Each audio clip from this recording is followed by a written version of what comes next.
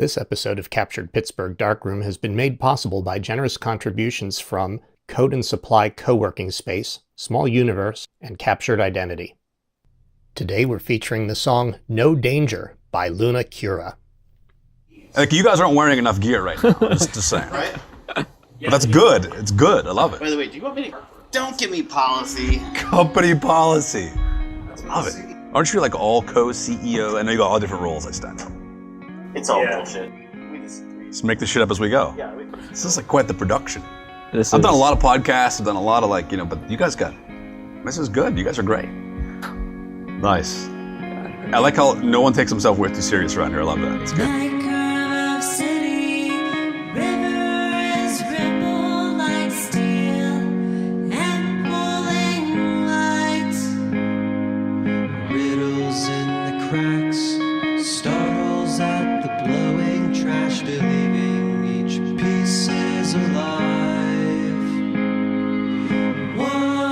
Hi, welcome to another episode of Captured Pittsburgh Darkroom. We're here again at Code and Supply, and I'm here with Larry Gioia. Larry is one of our selected artists, but there is so much more to him than photography. Why don't you say hi to our audience and tell us a little bit about yourself? Yeah, sure. So first and foremost, thanks for having me. You guys are doing a fantastic job with this podcast. I'm very excited to follow along, and it's very humbling to be here in this seat. So thank you for that. So very quickly, my background. So I do many things besides photography, which I dabble in. So my name is Larry Gioia. In Pittsburgh, I'm a community builder. I do lots of different things in the nonprofit space, in the for-profit space. But my day job is I'm a technology consultant by day. I advise very large Fortune 1000 companies on technology and thinking about investing in technology and all the things that come along with that. But outside of work, I do a lot of things for fun. I'm a kayaker here in Pittsburgh. I have a kayaking school here in Pittsburgh called Dynamic Paddlers. And I'm involved in a lot of nonprofits and a lot of for-benefit organizations here. And I'm just very involved in the community, and that's what it's all about. So. You're from Pittsburgh? I am. Yeah, I'm from Pittsburgh originally. I guess I should have said that from the beginning. Yeah, I'm from Pittsburgh. I moved away for a little while early on when I was a teenager. School, right? I moved to Illinois, actually, early on. Went to high school in Illinois. And then I came back here to go to school. I went to Gannon up in Erie. So I came back to Pittsburgh. The gravitational pull is pretty strong here. Went to school in Erie, Pennsylvania at Gannon. I did a bachelor's in information systems, and I came back to Pittsburgh yet again and went to Carnegie Mellon for grad school. So I've been here ever since. It's been great. So you love the city? Not leaving. Suffice it to say, I love the city, yes. If that's not evident already. Yeah. That's cool. So I know specifically that you started a group is it just on Facebook? So Connection University? Yeah, Connection University. Yeah. That helps bring entrepreneurs and, what did you say, anybody with a heartbeat? So you'd asked me, you said, so who can join this group called Connection University? And the best way I can describe it is, if you have a heart beating in your chest, you belong in Connection University.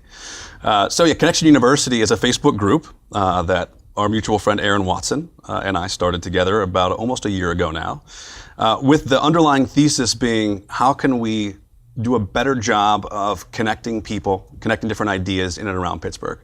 And that has since kind of turned into and continues to be this kind of flourishing Facebook group with the underpinning of how do we celebrate each other, how do we celebrate connections. We put you guys in this group, right, kind of as a way to get Captured Pittsburgh out further into the public and get to know some more people around Pittsburgh. It's not a networking group, a bit of a taboo word like we talk about. I don't like that word. It's a connection group, right?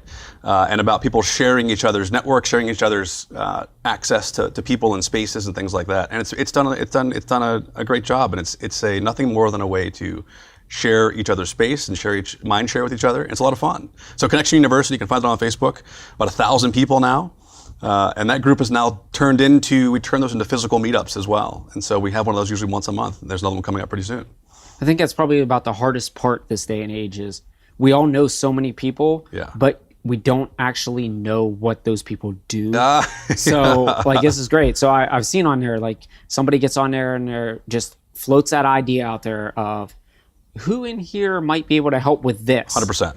And then all these people just get on there and just, I can do this, or I know this person. That's right. And it's something that I don't know if maybe Facebook in general has lost that because it's gotten so big or so crowded with just noise that now it's like you've taken that and just consolidated it down to here is where Yeah. we'll try to rebuild relationships. And that's what's key, right? So you said it, Jason, is it's about relationships, right? And it's about, and I like to say this, it's not about who you know. It's about who you know who knows who you need to know, right? Good point. And so, on there, Connection University is all about, as you said, there's this wide range of topics. People looking for, I just posted something yesterday about looking for a new camera lens. Actually, I got to talk to you about that. I think Adam actually answered. Adam Thomas I think Adam answered actually you did about that. Yeah. So it ranges everything from I'm looking for a new something, I'm looking for a product, I'm looking for advice, to I'm looking for advice with a job, I'm looking for career advice. I saw somebody was looking for a place to stay and stuff like that. And so it becomes this truly a community where about the thing that's being asked for is nothing more than the mechanism to create a human connection with each other. And it's been a lot of fun to watch that. And we know so much is happening in there that happens offline, outside of just that group, and that's what it's all about. It's not our group. It's everybody's group, and everyone's welcome. It's a lot of fun to do. I think that's probably what makes it strong. Is everybody feels welcome there. That's actually our last session with Perk and Brew. How we got in contact there. That's right. Through Connection University. That's right. So it's already worked for us. There you go. Exactly. That's beautiful. Yeah, that's great. Perfect. And then Dynamic Paddlers. Yep. So that's your kayaking side. That's right. So you started that, and that's for pretty much anybody too. It is, so yeah. Set that up. Now this is a complete kind of departure from the other things that I do. So one of my passions, I guess I would say you guys are into photography and building community around photography. One of my other passions outside of work is community building, is teaching, specifically kayaking. I've been paddling for about 15 years, specifically here, not just here in Pittsburgh, I paddle around the world, and I really enjoy teaching that. And so what does that mean? So just getting young people, getting older people of all ages, all abilities on the water. The short backstory of Dynamic Paddlers, there's lots of paddling organizations here in Pittsburgh. Some really great ones. We saw kind of this need in Pittsburgh to kind of fill a gap, specifically in the disability community. So people with disabilities, there's a lot of adaptive sports here. There's hand cycling, there's basketball, there's skiing, there's water skiing. It's all here. And there's no paddling. There was nothing going on by way of paddling. And then, well, here we are. There's all these waterways around. Why are we not doing this? And so, long story short, I want to kind of marry my interest in community building, my interest in paddling with kind of filling this niche in the community. And Dynamic Paddlers kind of fills that void, right? And it's been around now for 4 years. We've worked with hundreds of people of all abilities, as young as 5, as old as 95. It's concierge kayaking, and that's what we do. And it's a lot of fun. I've taught here in Pittsburgh. I teach around the world, which is pretty cool. So I'm going to Hong Kong in a few weeks. I'm not sure when this will air, but I'll be in Hong Kong pretty soon, teaching again. So yeah, it's something that's turned into from your avocation to a vocation, and everything in between just becomes the best of both worlds. Right. The best job is the one that you don't even consider not a job while you're doing it. No, it's not. I just found that working with Adam with we've been doing a bunch of music videos for bands. Yeah. And every time I'll post on my Instagram, I'll be like, is this really a job? Yeah. Do you really consider this a job when it's you don't mind being there? And it's the best job to have. If it becomes just so natural to go do it, if you're taking pictures or you're paddling or you're building community or whatever it is, and you can make some money doing it, that's like the bonus. Yeah, right? That is. But where you put your energy. It's what's a lot of fun. That's what I do. I try to put my energy in everything I do. So I think it's because I've gone kayaking before. Yep. Down on the rivers. I rented the kayak from one of the places down there. You paddle here? Yeah, 3 rivers. Oh, here though. You paddle right here? Not right there. We'll get to that in a minute. No, I won't. And it's funny. We'll get to that in a couple minutes. All right, good. But when you say that you teach kayaking, I remember I just sat down in a kayak and went. Yeah. Is there a proper method to kayak? Like everything, of course, there's a right way and a wrong way to do everything. So I very well could have been wrong kayaking on the river all this Look, time. I see all the time. Look, at the end of the day, there is nothing stopping anybody from getting out recreationally and just going paddling. Yes. And that's what it's all about, right? Yeah. Like anything, it's really about, you will find it more enjoyable if you go out with somebody who knows what they're doing, even if it's just one time to just work on your technique a little bit. Right. You're more comfortable, you're more efficient.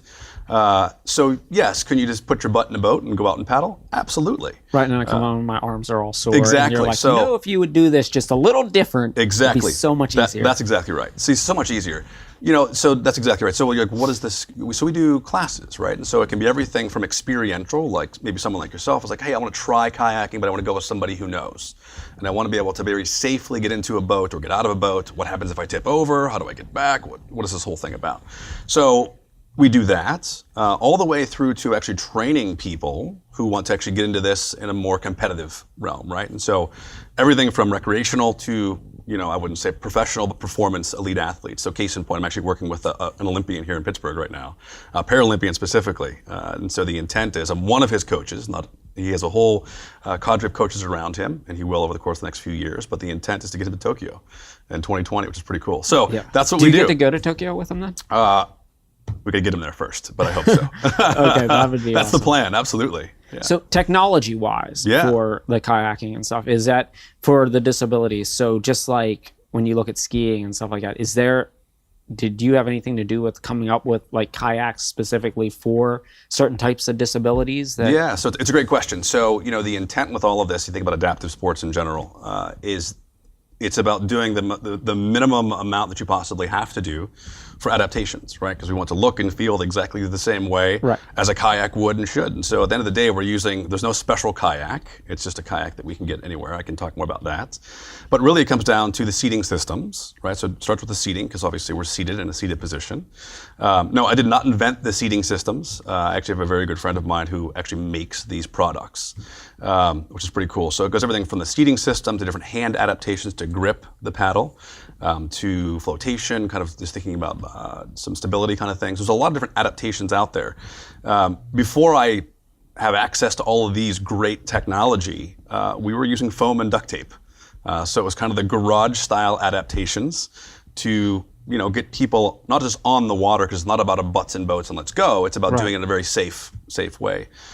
So you can imagine, being able to use some just general foam duct tape to build adaptations, because not everybody has access to the commercial equipment. Right. And so I started doing that when I first got into this, and it was great. It was very rewarding. But I came to learn very quickly that people don't come out to play with foam and duct tape; they come out to paddle. Right. And so we made the investment in the equipment, and like you all have the equipment around here, is that it's only as good as the resources that you have at your disposal. Right. Because I guess somebody doesn't want we're going to go paddling for an hour, but it's going to take you a half hour 100%. To get you. So like an hour of getting ready to go out there, and then an hour out there, then an hour to get you out of this thing. No, yeah. So that has, kind of taken the time it's taken us to get on the water. You nailed it, right? And it's from an hour and a half to, I wouldn't say minutes. It takes time, because everybody's different. Everyone's dynamic. That's where the name came from. And that we work with everybody on a truly personalized concierge basis is what it's all about. So to answer the question is, again, I did not invent the things. I definitely give input into kind of what exists, and quite frankly, so that goes back to connections, like the connections you have. It's look, at the end of the day, and we get to talk about this. Everything's connected, and people who know me know that. That's one of the things I talk about all the time. Is this? I have this mantra of ABCD, always be connecting the dots, and whether that's something in your personal life or something in your professional life or something, equipment technology, it's all connected. You just have to figure out how to connect it all together. So where do you primarily do the dynamic paddling? Yeah. So being that's a concierge service, we don't have a physical location. We go everywhere. I like to say, have boats, will travel. So if somebody would call up though, I'm sure they're like, I want to start out. Where would you recommend to start out? Yeah, that's a great question. Where's your number one spot? Like, this is normally where I recommend that we go first for your first time on the water. Perfect, 100%. Yeah, so we use North Park Lake. Just up north of the city, a little bit further from here. North Park Lake is a great place because there's no other boat traffic out there. It's quiet, it's calm, and by the way, there's a lot of great scenery out there as well. And so North Park Lake is where I like to take people for the first time. But we have gone as far as, here around the region, Moraine State Park, Presque Isle. We will go wherever people want to go. But we use North Park Lake quite a bit, paddle on all the rivers around the city here, which is great. Do some private tours for people. They want to see the city from a different vantage point. It's a lot of fun. So it's really wherever people want to go. And they just have the intent is to have a phone call. And then from there, we talk about kind of, hey, what their goals are, what their preferences are, what they want to do. And then we figure out from there together. Yeah, it's fun. So then I also know that a couple minutes ago, you mentioned garages. Garages, yeah. So what is that all about? Garages. What is that? So, wow, we're trudging lots of territory here, which is really cool. So if it's not evident yet from this conversation, is I tinker a lot with a lot of different things, and I do a lot of things in the community. So Gioia is a product that one I've been kind of at the core of in terms of inventing a new product, and the intent is to solve the problem of where do we keep all of our stuff, our gear. I've really kind of out of my own problems that I have as a gearhead enthusiast, kayaker, mountain biker, all the things. Where do I keep all the small stuff? It's on shelving units, it's in boxes, it's in bins all around my garage. My wife, as she watches this, we can't store things in our garage because it's full of gear. I'm sure that she appreciates all that. Yeah, exactly. So Garages is a physical product. Think of it kind of as a locker on wheels. And I've found a way to store about 40 cubic feet of stuff into a very 4 by 4 foot space that rolls around. It's mobile. It's compatible with anything. And so we have a couple of early prototypes out, and we're very much in the throes of creating that and putting that into the community, which is pretty cool. So we think there's a lot of potential there for all kinds of uses, which is pretty cool. Not just your garage, but Garages is where it's going to be. It's pretty fun. So you might be wondering why all this talk about kayaking, and we're going to get to that in a moment, and why Larry is really here. But we're going to take a short break here for a couple messages, and we'll be right back. This episode of Captured Pittsburgh Darkroom was filmed at Kodat Supply. It's a co-working space in East Liberty that is more than just a place to work with other people. It's also a job board and a place to find great events, including meet and greets, lectures, and workshops. Captured Pittsburgh would like to congratulate all of the artists selected for the June gallery. Come join us on June 3rd for the unveiling. Artist meet and greet at 11:30 a.m. and unveiling at noon. Welcome back to Captured Pittsburgh Darkroom. I'm here with Larry, one of our selected artists. And I told you a couple minutes ago that we're going to wrap this whole thing around with what's going on with all this kayak talking. So, Larry, you have this phenomenal picture that thank you. we picked to go in our gallery space a few months ago. And we're going to talk about that because first, I will tell you this.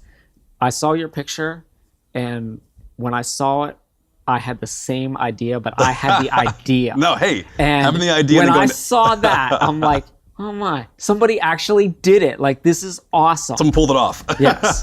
So how did this come to be? Yeah, so because I know you had no free thought planning in this process. No, it was pretty impromptu.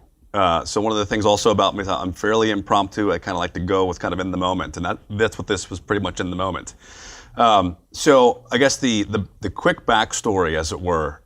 So we're talking about the bathtub here in Pittsburgh. It's a pretty well-known area that people travel on all the time. And the people that aren't from Pittsburgh, what would the bathtub Yeah, be? so if you look at this picture, what you're looking at, and you can see it online, I guess, as well. Yeah, it'll be on there. This is one of the major thoroughfares of Pittsburgh. The city of Pittsburgh's off to our right over that way, and essentially sits in a low-lying area surrounded by concrete. But you have the river just to the left of the parkway. And that river, when it floods, it comes up over the embankments, over the Mon Wharf, and floods the parkway. It becomes literally a bathtub of water because it's encased in concrete, thereby shutting down obviously no cars can go through there, but kayaks can go through there, believe it or not. I've proven that. But that's what it's all about, right? So that's the place we're talking about. And so kind of how did this even come to be? Fairly in the moment, I got up one early Sunday morning.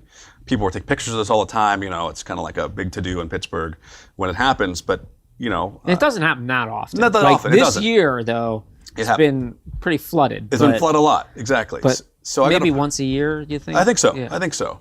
And so I'm an early morning guy, so I got up really early in the morning. My wife was still asleep. I got up at like 6:30 in the morning, and I got my coffee and just went downtown. I live in Shadyside, so it's a very easy drive for me to get downtown. Drove downtown, parked my car, wanted to go kind of see what was going on down there.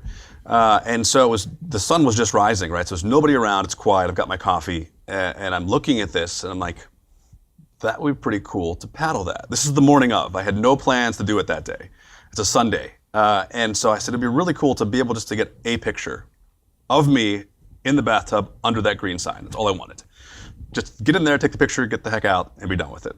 And so I went down there with the intent, if you can see this picture, the water usually comes up over this big embankment, and it's usually water from the river all the way over.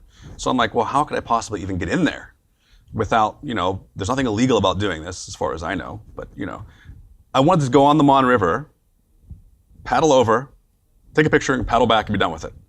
Well, as you can see from this picture, the water has since subsided. So I'm like, how am I possibly going to get in there to take this picture? Without walking down the middle of the parkway with like a bunch of construction equipment. And so carrying up exactly with an 18-foot kayak.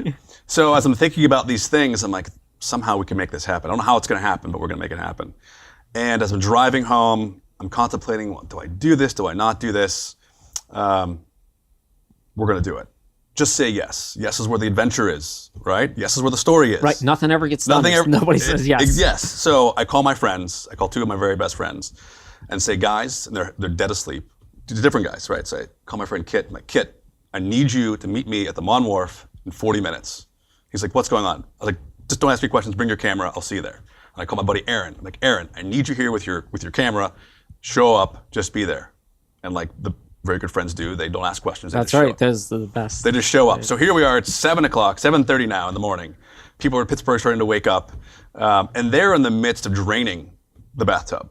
So this construction equipment you see around here, they've got big pumps all around, kind of draining the bathtub. I'm like, I have to get this in and out. Yes, now or never. Now or never. Let's do it. And so I launched on the Mon Wharf side, paddled up the Mon Wharf, and I positioned my friends kind of up above on the bridge. You see my friend Kit over there taking pictures. I'm like, just start cranking off pictures. Just start taking a put of pictures. We'll figure it out as we go. And I made my way into the bathtub, right in the middle, what you see here. And there were some people around, but not making a big fanfare about it. I just wanted that picture. And so as I'm in the bathtub, of the hundreds of pictures that we took, I've got a bunch up above and a bunch down below, but this picture specifically was one of the ones that I took on my iPhone. Because the best camera is the camera you have with you at the time. I usually carry an SLR with me, but I didn't want to take any gear with me. I didn't want to be like, I just want to get in there, out of there, be done with it. Right. But so long-winded kind of backstory for we did it. Do I recommend others do it? No, I don't recommend others do it. Yeah, no, I went around no barricades to do this. It just happened. And like this one picture has made you pretty popular. but I didn't do it for that. I did it I know, but it has. It's It has. This one. I've seen it everywhere. What's funny is, so I posted the picture later that afternoon on social media. I posted it on Facebook. And I was traveling the next day. It was a Sunday night. I was flying out the next morning to go to work. And I woke up I posted on social media, and your friends like things and they share things, right? And I woke up the next morning and I had 20 emails from my family and friends at 5 o'clock in the morning, like, the news picked this up. Did you see how many shares you have? And I'm just waking up. And so I go to look into Facebook, and it was already shared like 4,000 times. That's crazy. Right?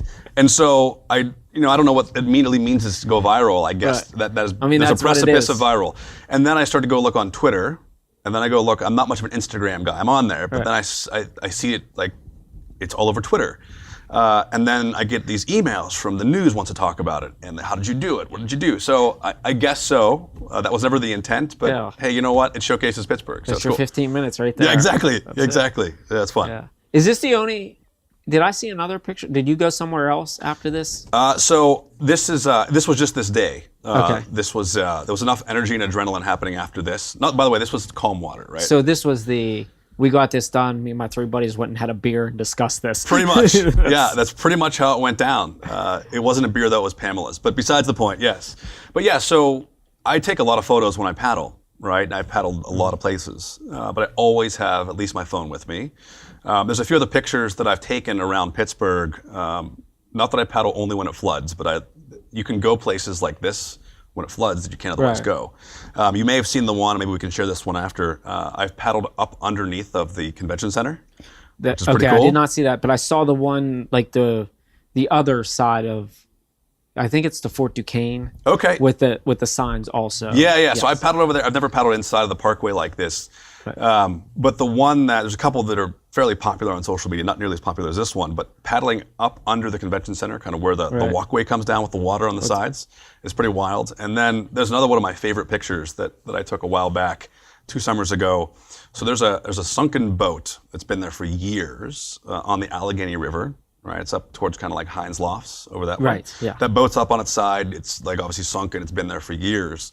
Well, the water was high enough, and I wouldn't recommend this either.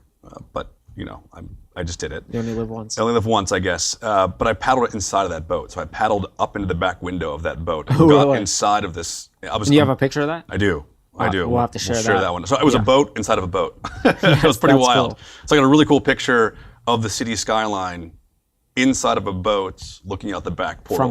From a boat. Yes. That's cool. That's cool. So yeah. So I mean, the biggest question is, did you go Stanwyck or North Shore? Exactly. Did I? The people always ask me, like, did I go North Shore? Did I go Stanwyck? I will tell you this. I beeped twice before I merged left.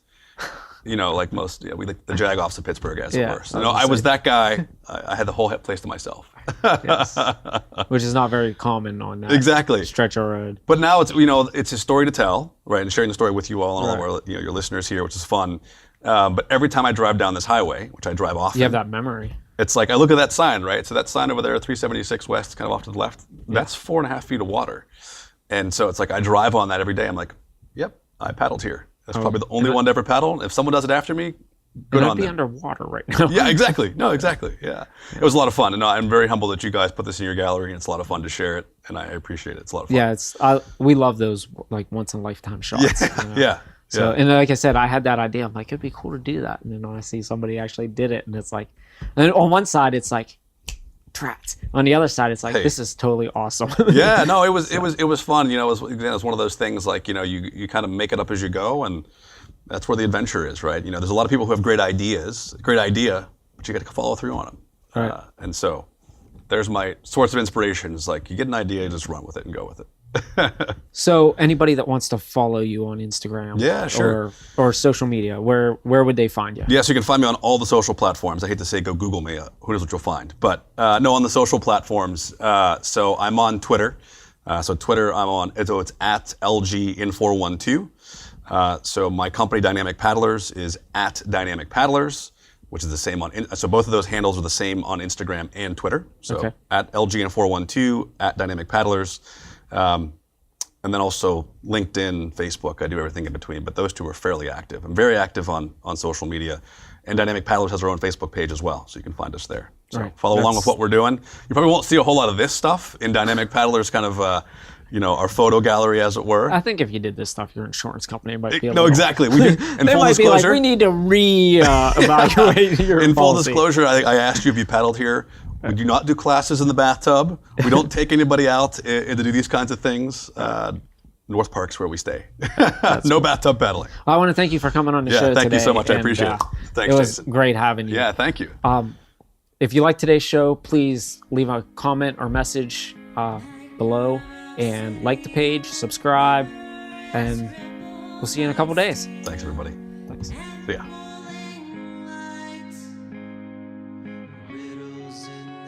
This has been a production of Captured Cities. Captured Pittsburgh Darkroom is produced by Jason Fait, Adam Thomas, and Jason Kodat. Production assistance for this episode was provided by John Hall and Dave Perlowski. Copyright 2018.